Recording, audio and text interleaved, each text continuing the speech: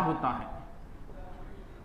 इतिहास के विद्यार्थी के लिए तो ये नॉर्मल बात है और कई बार क्या नॉर्मल हो जाती है, और गुरुजी के लिए भी ये चीज नॉर्मल हो जाती है। कई बार गुरुजी भी साका को डिटेल न करते सीधा ही बता देते हैं कि ये राजस्थान का पहला साका हुआ, क्योंकि इतिहास के बच्चे के लिए बड़ी नॉर्मल चीज होती है। लेकिन अपन थोड़ा सा इसका विश्लेषण कर लेते हैं, कंसेप्ट क्लियर कर लेते हैं कि साका क्या है। साका एक फिल्म है, किंग ये ओहो आज लगता है फिर डोली जला के आया है। चल, साका इज ए कंप्लीट प्रोसेस। क्यों? कितनी अच्छी इंग्लिश आती है मेरे को। साका इज ए कंप्लीट प्रोसेस, और साका तभी माना जाएगा जब दो काम होंगे। एक होगा केसरिया और दूसरा होगा जोहर। यही तो समझना है। अब कई बार अब हमें यह सीखना है, दो काम का मतलब ये, या तो पुरुष मारे जाएंगे वीरगति को प्राप्त होंगे, या फिर पुरुष और महिलाएं भी किसी तरीके से मारी जाएगी, यानी आत्मोत्सर्ग कर देगी।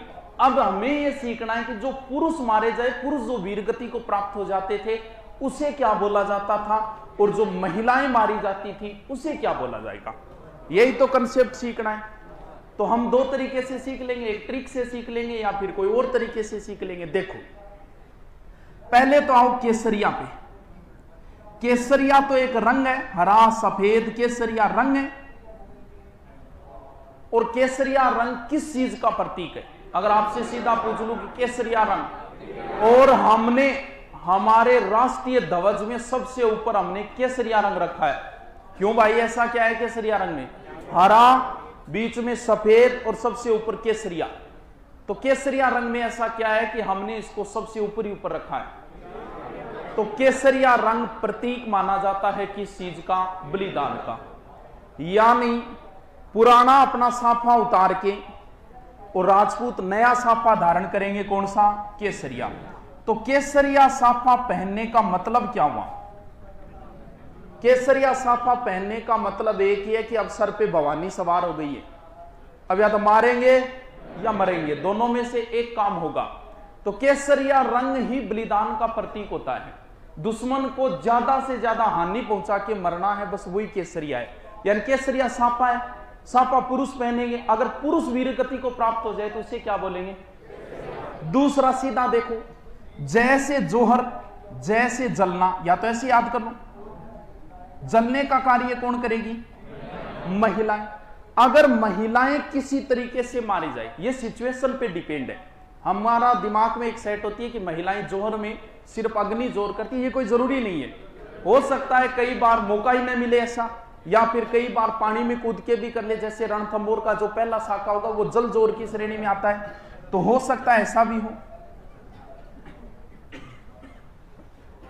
अब कई लोग भ्रमित हो जाते हैं एक चीज से कि जोहर और सती को एक ही समझ लेते हैं।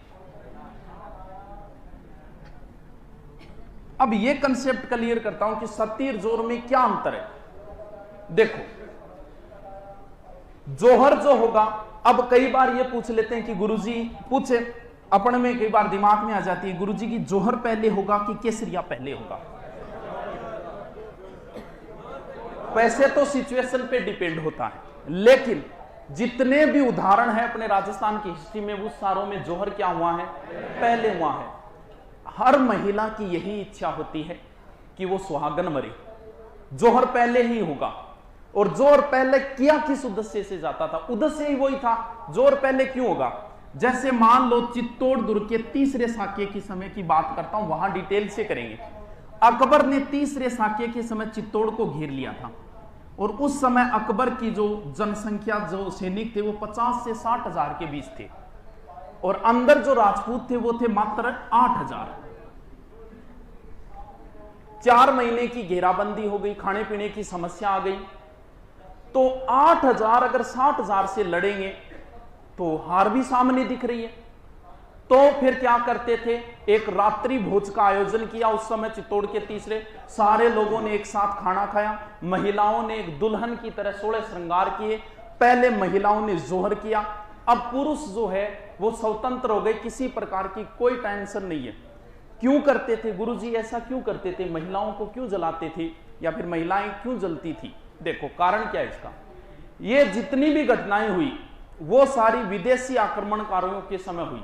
ऐसा कोई उदाहरण नहीं है, एक लास्ट साक्य की जरूर आती है, बाकी ऐसा कोई उदाहरण नहीं है कि कभी हिंदुओं की वजह से कभी हिंदुओं ने जोहर या केसर किया हो। विदेशी आक्रमणकारियों के समय होता था। क्यों? पुरुष मारे गए, जो महिलाएं बची। भाई वो आक्रमणकारी आते क्यों थे? या तो महिलाओं को गिरफ्तार करने के लिए या फिर धन दौलत लेने के लिए।